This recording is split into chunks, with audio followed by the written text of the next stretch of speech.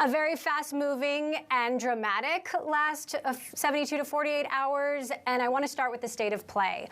Where are we now? OpenAI says it's hired a new CEO. We're reporting there are efforts to get Sam Altman back. Tell us where things stand. Well, first of all, Emily, it's great to be with you. On Friday morning, we were very excited, committed, and confident in our innovation roadmap to bring this next generation of AI to our customers. And we feel fantastic and capable of doing that. And we were partnered with OpenAI, and we were partnered with Sam.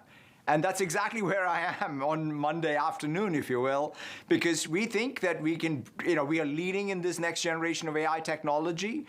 We continue to be committed to OpenAI, and we continue to be committed to Sam and Greg and the team, irrespective of where they are. And, I think about Sam has chosen multiple times now to work with us, and that's fantastic to see. And I think the real thing is that the capability that Microsoft has across the tech stack is what attracts great people like Sam, and people like Sam and, innovators like Sam when it comes to AI to come to us, and we are thrilled about it. You incredibly quickly hired Sam as well as Greg. We are hearing that Sam wants to return. Investors want him to return to OpenAI. How would you feel about that?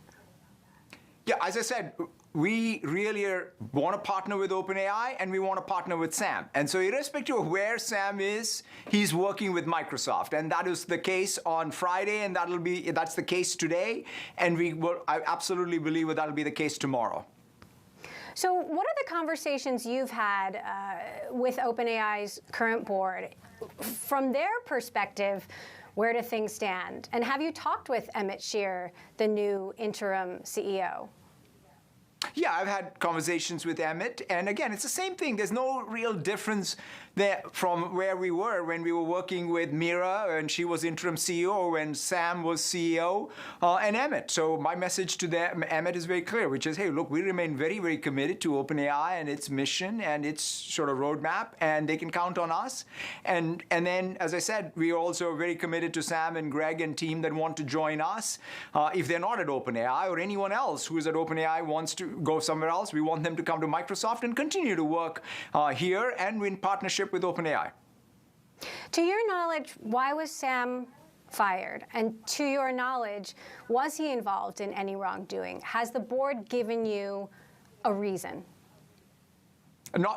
As far as I'm concerned, we were, as I said, we were very confident in Sam and his leadership team. I've not been told about anything. They published internally at OpenAI that the board has not talked about anything that Sam did other than some breakdown in communications. And I've not directly was told by anyone from their board about any issues. And so therefore, I remain confident in Sam and his leadership and capability. And that's why we want to welcome him to Microsoft.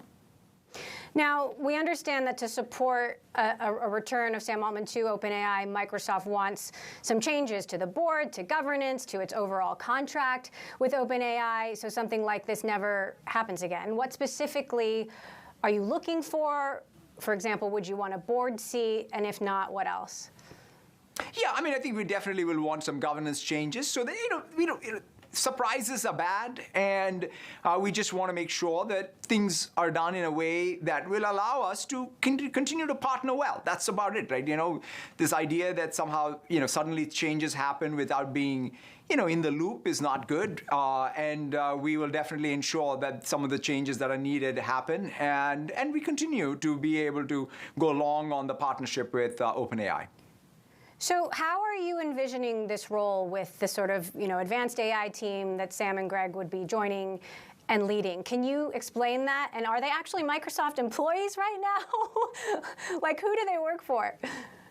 Yeah, so they're all in the process of joining, and yes, the thing is, look, we have a ton of AI expertise in this company. In fact, at our Ignite conference last week, we talked about all of the great work OpenAI is doing and on Azure and all the models and tools that we built around it, and we also talked about all the open source models that are on Azure, from Llama and Mistral and JS and everything, and then also, in fact, not not only are we leaders in LLMs in partnership with OpenAI, but we're also leaders in SLMs, or the small language models with Phi. And we talked about that, which is all developed by Microsoft Research. So I'm excited about is sort of creating another team that's really going to have high ambition on leading edge advanced AI work that Sam and Greg are excited about. This is something that we've talked a lot about with them. What happens in 25, what happens in 30, what do we do to advance both the system side, the science side,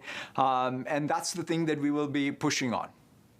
Now, many folks I'm speaking with don't see Sam as a sort of big tech company guy. He has all of these side projects that we've already heard about. We've reported on new projects. Would he be able to pursue these side projects while being employed by Microsoft? Yeah, I'm sure. Sam is got broad interests and broad investments and so on, and we'll definitely work through the governance aspects of it. But most importantly, I think he would want to only work at Microsoft if he wants to spend his full-time time on really pursuing the mission, just like how he was spending his time on OpenAI. And so that's kind of the idea behind having him lead this advanced research team around AI with Greg and others. And that's an exciting thing for us to look forward to. I'm curious just your reaction to, the last 3 days of events. Are you now more concerned than ever about AI safety, given we've seen clearly how fragile these institutions are?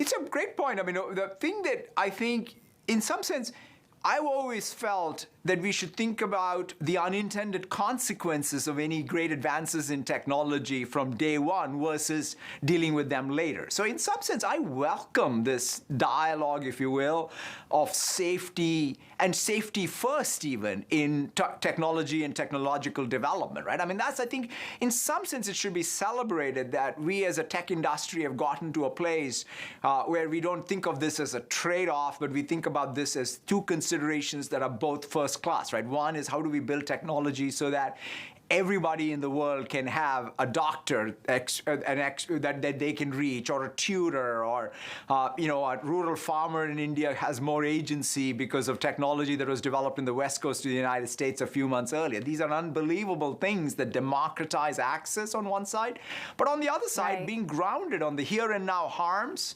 right? Whether it's election interference or deep fakes or bias or bioterrorism, and having the guardrails against it, or even some of the AI takeoff existential risks and the alignment research that is required. So I think that there is a real robust dialogue that's happening, and real work. Like when I think about Microsoft, we have done, in fact, some of the most work around AI alignment, AI safety, guardrails. So for example, even the open source models we launched last week all benefit from all the guardrail work we did around OpenAI models. So throughout the reporting process, we've heard, concerns about potential regulatory issues, and of course, the power that Microsoft already has, the power that Microsoft has in AI. Have you, on your end, worked through all the potential legal issues at play here? I mean, I just spoke to one investor who said, they're considering suing OpenAI. There's a lot of things that have yet, it seems, to be figured out. And do you know what Microsoft's legal liability is and OpenAI's legal liability is, given your significant investment there? Yeah, look, I'm most focused on and most excited about our ability to continue to innovate, Emily. I mean, I'll let the lawyers sort of figure out what liabilities are, but I think we have all the capability, all the IP, and all the things that we need in order to continue to essentially control our destiny here so that we can continue to innovate on behalf of our customers. That's what matters. That's what makes Microsoft Microsoft, and we'll continue to do what we need to do. Okay, so quick last question. This is today. Who's going to be CEO of OpenAI tomorrow? You tell me. I will leave it to OpenAI and its board.